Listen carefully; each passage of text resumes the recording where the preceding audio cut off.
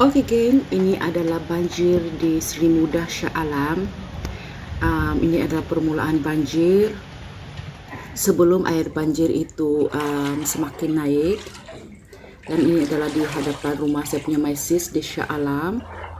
Dan di dalam rumahnya, seperti banjir-banjir sebelum ini, hanya di Paras Buku Lali sahaja ataupun Betis.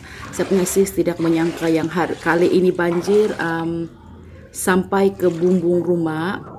Jadi sebenarnya rumah Maisis ini ada 2 tingkat. Jadi tingkat 1 memang dipenuhi air. Maksud saya itu sampai ke paras bumbung airnya. Kamu lihat sendiri keadaan ini. Dan ini adalah yang keempat hari air sudah surut, geng. Jadi mereka sudah boleh turun ke bawah dan melihat keadaan sekeliling. Selepas 4 hari baru mereka boleh keluar dari rumah untuk menyelamatkan diri buat sementara waktu.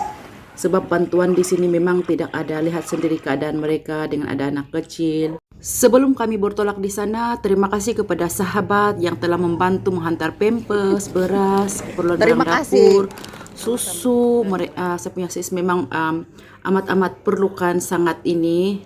Dan sebelum kami bertolak, kami juga telah membeli barang tambahan untuk saya punya sis, seperti dapur gas, sedikit barang dapur, beras, minyak untuk tambahan di sana nanti. Masuk dah. Saya sampai sempitkan awak. Okey.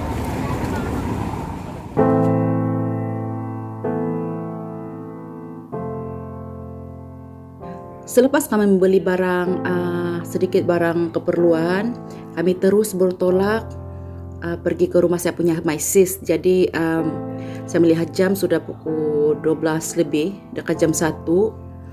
Selalunya perjalanan pergi ke Shah Alam ni kalau cepat 3 jam boleh sampai, kalau cepatlah, kalau jalan raya tidak jam, tidak hujan. Sebab kadang-kadang hujan kan, jalan licin. Tapi bergantung dengan keadaan lah, kalau macam mana kecepatan kita sampai ke sana. Banjir mula pada 18 ataupun 19 hari bulan, saya lupa. Jadi 24 hari bulan, hari ini adalah 24 hari bulan baru saya dapat pergi ke tempat saya punya Maisis. Sebab keadaan yang tidak mengizinkan, maksud saya di tempat di sana yang tidak diizinkan datang di sana. Pertama, keadaan lalu lintas dia masih lagi kereta di tengah jalan, terlampau banyak sangat kenderaan-kenderaan yang rosak. Lepas itu kita tidak boleh lalu di tempat tu sebelum kering, tempat tu masih lagi basah. Okey, sebelum kami teruskan perjalanan, ini sudah beberapa jam perjalanan kami singgah dulu makan. Sekarang kami di Seremban, jadi bermakna kami sudah dekat sangat di tempat saya punya Maisis. Jadi kita isi perut dulu geng supaya ada tenaga sikit. Jadi sekarang sudah pukul 3 petang. Bungkus sedikit untuk saya punya Maisis di sana, untuk mereka makan. Dan kami teruskan perjalanan. Nah geng, kami mengambil masa yang lama sangat nih geng. Sebab kami terlepas simpang ke Shah Alam, jadi kami terus sampai ke KL. Nah ini adalah jalan di Klang, di Puchong. Jadi sebab itulah kami lambat sampai di tempat saya punya Maisis. Kami sampai di sana sudah pukul 4 berapa, sebab terlajak jalan nih geng. Aduh. Nah sekarang ini adalah di Shah Alam, kami sudah sampai. Nah asal kamu melihat nih flat di sana, yang ini memang di tempat saya punya Maisis. Di belakang itu adalah saya punya rumah Maisis. Kalau melihat, jadi dari jauh saya melihat nih sampah-sampah. Dari kiri kanan kita boleh melihat kereta dan timbunan sampah. Terkejut saya lihat nih geng, lihat sampai begini sekali keadaan teruk. Kiri kanan adalah kereta yang kena banjir, dan di hadapan tu ada pokok besar sebenarnya tempat Maisis, tapi saya tidak boleh lalu di depan. Kami terpaksa, kamu melihat sendiri kiri dan kanan memang tidak boleh lalu sebab terlampau banyak kereta rosak. Jadi kami terpaksa pusing lagi geng cari jalan supaya kami sampai di rumah Maisis. Dan kamu lihat sendiri dalam perjalanan boleh kita menitiskan air mata lihatlah sendiri geng, amat kasihan sekali betapa banyak teruknya kerusakan. Bukan saja isi dalam rumah, kereta. Kita boleh melihat kiri dan kanan, betapa sedihnya lihat keadaan mereka. Semoga mereka tabah menghadapi musibah ini. Melihat geng towing tengah tarik kereta. Saya punya my sis terpaksa keluar dari rumah dia untuk menjemput kami di sini. Itu adalah saya punya my sis dan saya punya abang ipar.